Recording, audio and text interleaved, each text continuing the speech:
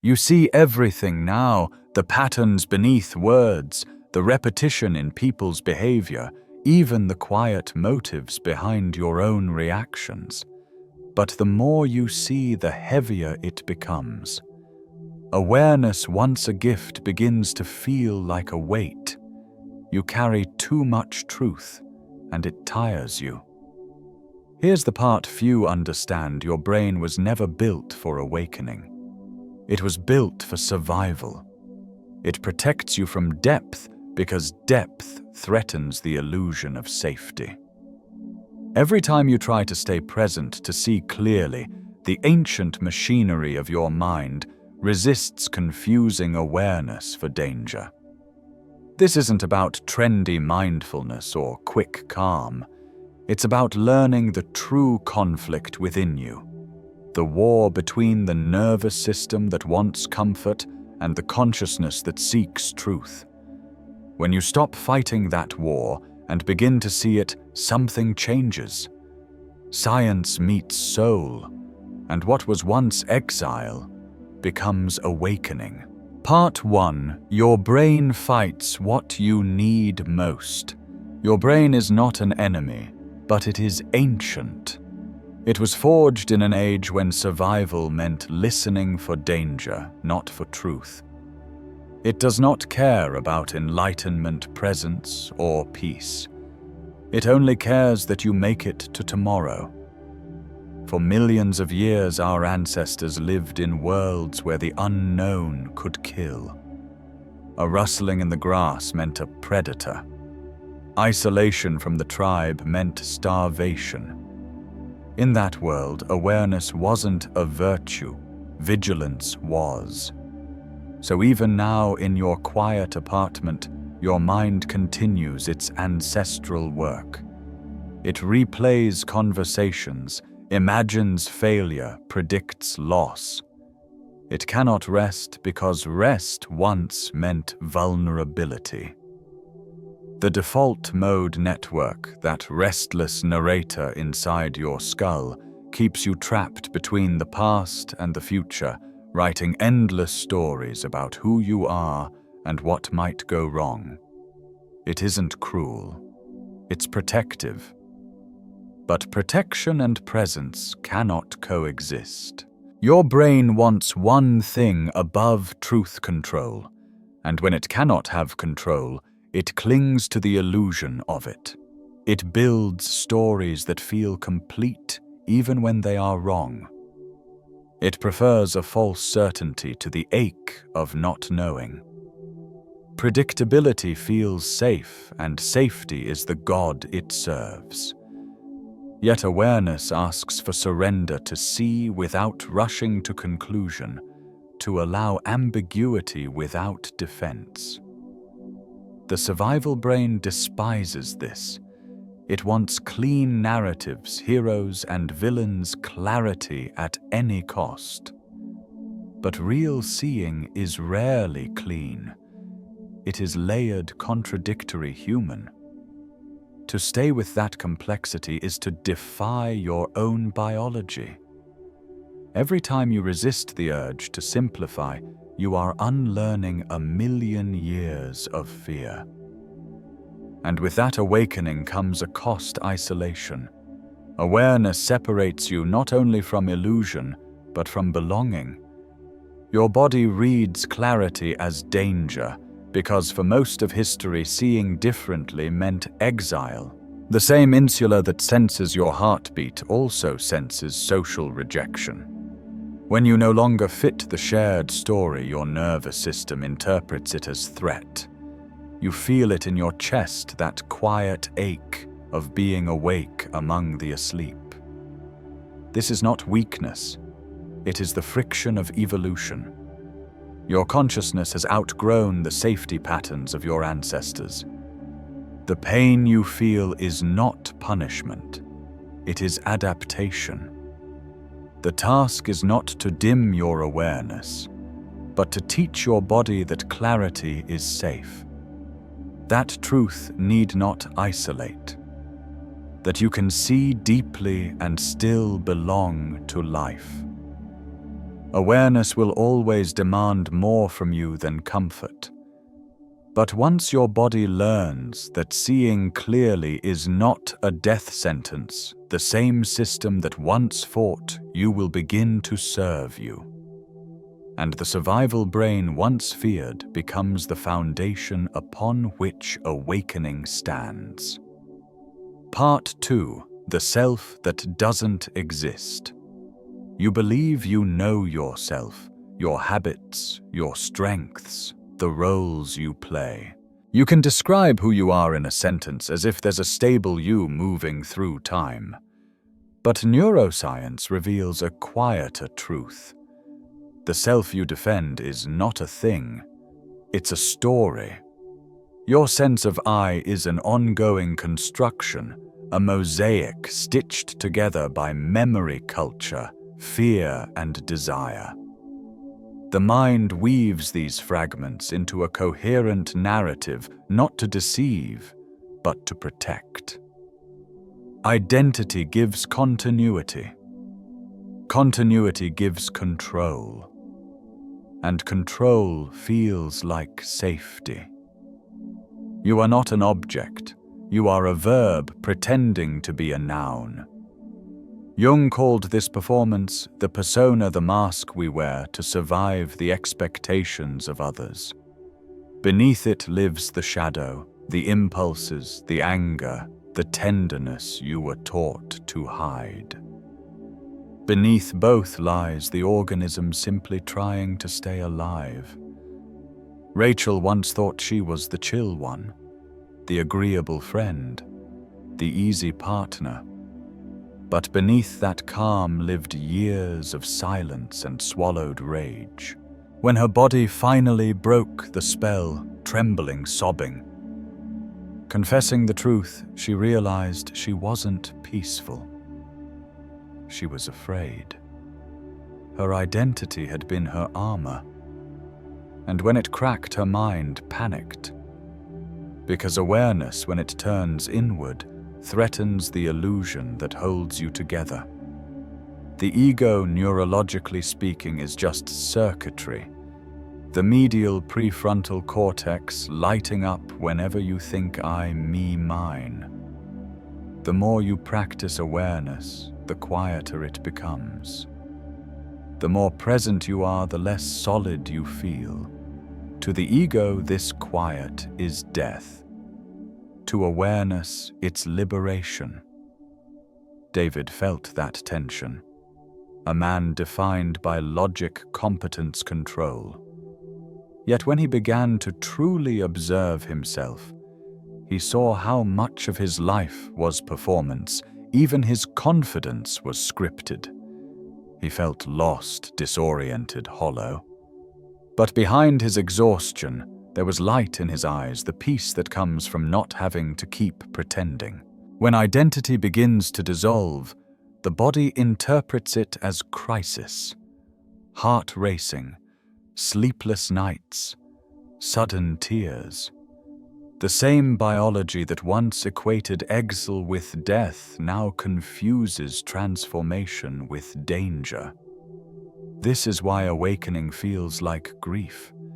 Your nervous system mourns the death of who you used to be, even if that self was a cage. Elena, an art director, once lived inside the image of the visionary. When her creativity collapsed, so did that identity. She thought she was breaking down, but in truth she was shedding a persona that had outlived its purpose. What followed was raw, uncertain, alive. Her art became quieter, stranger, truer. It no longer looked like her, yet for the first time it was her. The death of the old self is not destruction, it's purification. The layers of performance, defense, and survival must fall away before authenticity can breathe. What remains is not emptiness, but aliveness, the unfiltered awareness that existed before you learned to perform. Rebirth begins here when you stop defending the story of who you think you are and start listening to what remains when the story ends. Part 3: How to train a nervous system that trusts the now. Awareness isn't something you think your way into. It's something your body must feel safe enough to allow. No amount of intellectual understanding can replace that biological permission. The nervous system must believe at a primal level that this moment doesn't require defense. Only then can you be truly present. The vagus nerve plays a central role in this. It's the great bridge between mind and body, running from the brainstem down through the heart, lungs, and gut, carrying the quiet message of safety. When it's active, your body whispers to your mind, "You can stand down. You're safe here." In that safety, awareness arises naturally, not as effort, but as a returning. But most of us live with a nervous system that has forgotten safety. Years of stress, overstimulation, and emotional vigilance have kept the body trapped in low-level survival mode. The fight or flight never fully ends. Even in stillness, we brace for threat. James, a journalist I once worked with, believed he wasn't built for presence. Meditation frustrated him. Every attempt to quiet his mind only amplified the noise, deadlines, arguments, imagined futures. But his struggle wasn't a failure of focus. It was a body that had never learned to rest. His biology had been trained for danger. So before we could explore awareness, we had to rebuild safety. Only then did stillness stop feeling like suffocation and start feeling like relief. You can't reason your way into peace if your body believes you're in danger. Awareness is not a thought. It's a physiological state. And it begins always with the body remembering it can rest. Sensory grounding. The language of the present. The mind's default mode is narration. It explains, predicts, and replays. You can't silence it by arguing with it. You quiet it by returning to what is immediate sensation. When you shift from thinking to sensing, the default mode network, that self-referential chatter of me, mine, my story goes dim. Awareness moves from concept to contact. Try this. Feel your feet on the ground, the subtle pressure, the texture of the floor, the weight of your body connecting downward. Breathe without trying to change it. Just observe the rise, the fall, the pauses in between. Then expand your hearing outward. Let the sounds around you register without judgment. Distant traffic, the hum of the room, your own breath. This is not a technique to achieve peace. It's a gesture of trust, an invitation for your nervous system to realize that right now, nothing needs to be fixed. Maya, a designer, once dismissed grounding as too simple. Until one night, in the grip of panic, she tried it.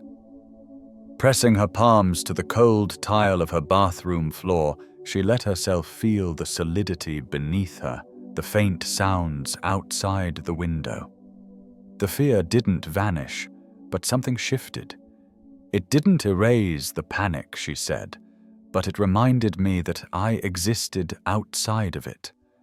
That's what grounding does. It gives the body a place to belong when the mind spins away. Practiced daily, it teaches the body that presence is safe, that you can always return to the now, even when the storm hasn't passed. The art of non-reaction awareness isn't the absence of emotion. It's the space that allows emotion to unfold without possession. Between stimulus and response lies a gap, small, fleeting, sacred. Inside that gap lives freedom. Your amygdala fires instinctively. Irritation, fear, shame. These are ancient reflexes, but you are not bound to act from them.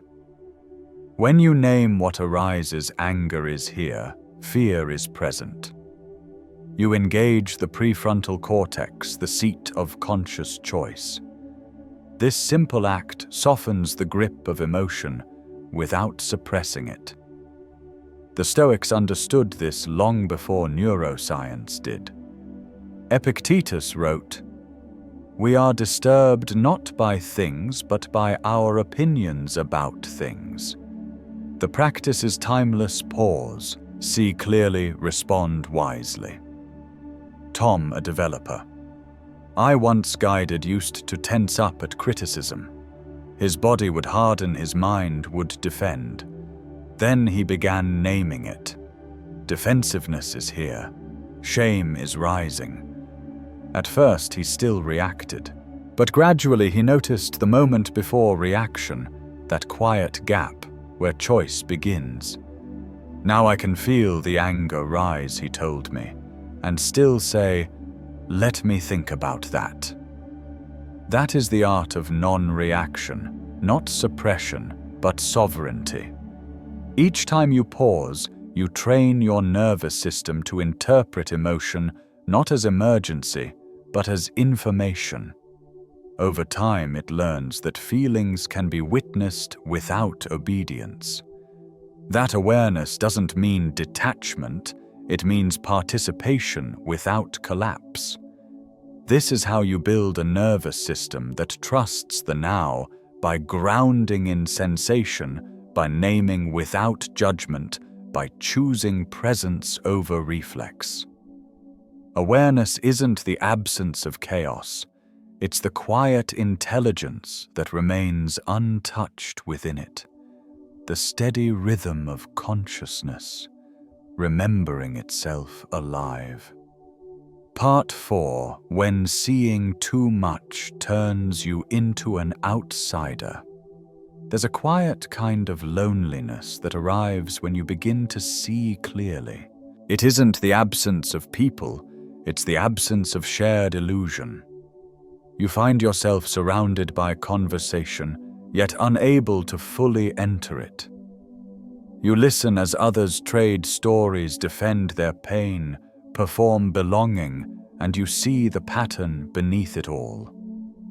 The roles, the avoidance, the choreography of unawareness. You no longer judge it, but you can't unknow it either. Most human dialogue is an exchange of confirmation. Tell me I'm right, tell me I'm safe, tell me my story makes sense. But awareness seeks something else. Truth even when it's uncomfortable, and truth has a way of thinning the crowd. You start to feel too intense, too analytical, too different. People say you think too much and you learn to nod to stay quiet. Like Lauren, who could see the wound behind her friend's complaints, yet knew that speaking it would only isolate her further. So she said nothing and felt utterly alone inside her honesty. Awareness doesn't make you superior. It just makes you incompatible with certain forms of pretending. You can't bond through gossip or outrage. You can't feign interest in what feels hollow. And so without trying, you drift to the margins.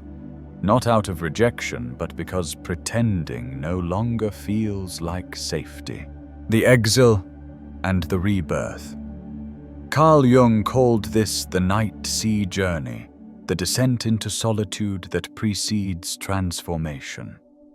The psyche must pass through isolation the way the body passes through sleep. Your biology resists it. The nervous system equates separation with death. Every cell still remembers the ancient equation belonging equals survival. So when awareness begins to pull you away from the group, your body trembles as though it were being cast out into darkness.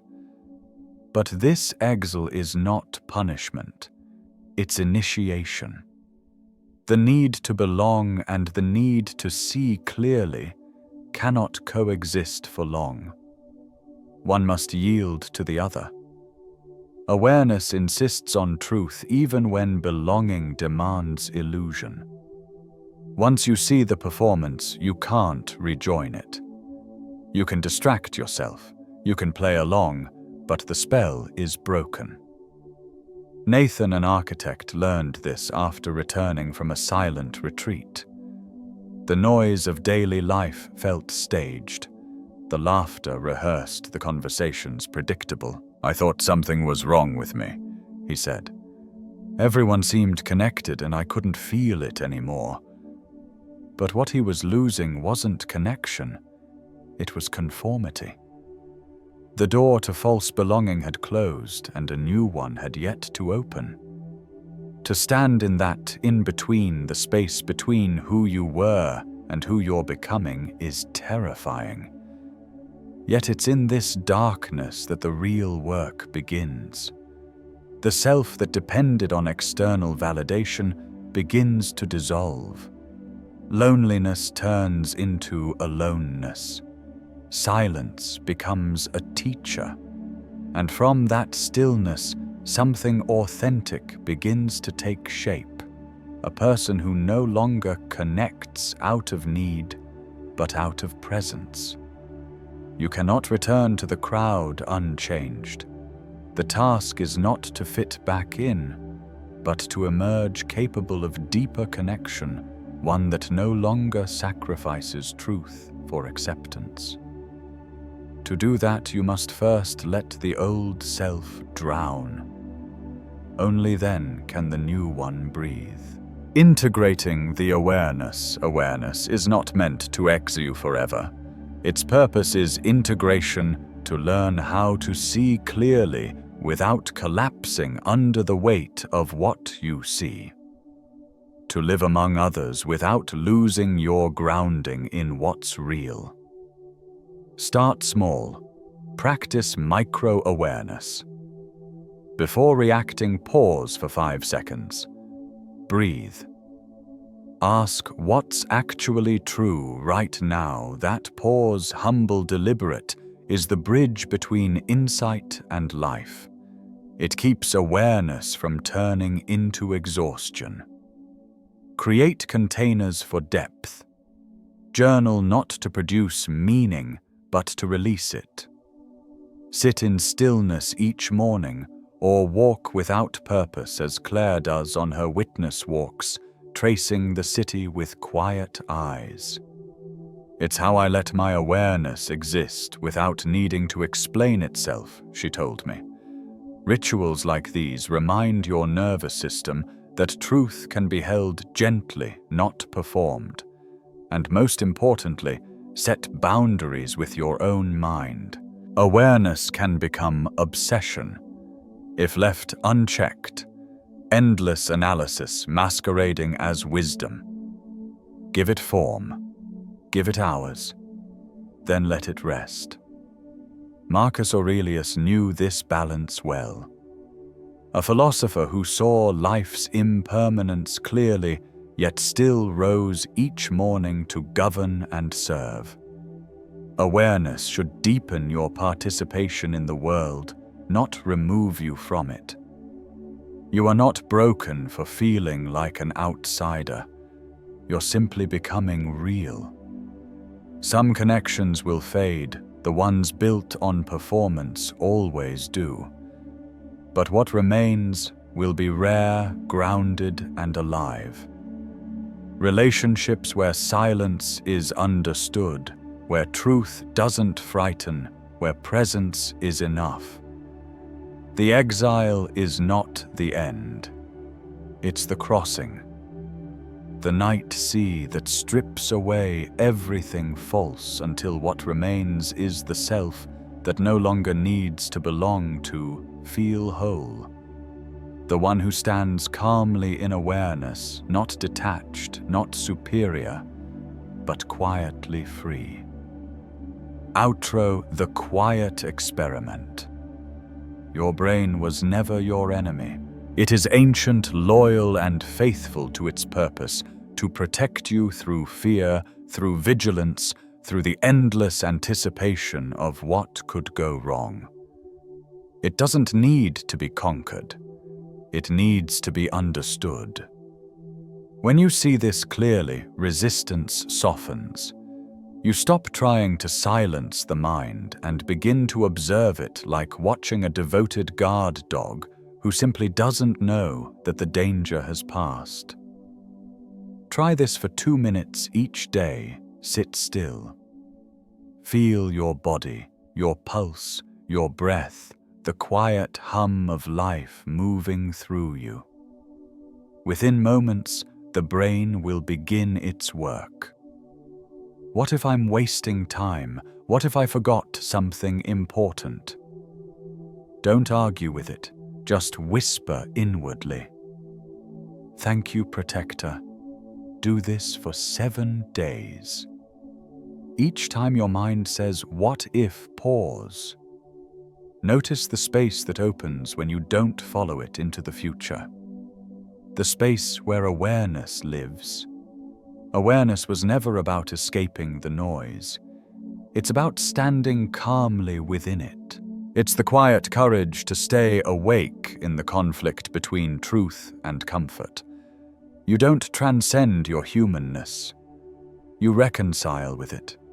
You learn when the survival brain is steering, and with compassion, take back the wheel. This is the practice. This is the rebellion. This is depth psychology for the modern exile, the art of being fully human, quietly awake.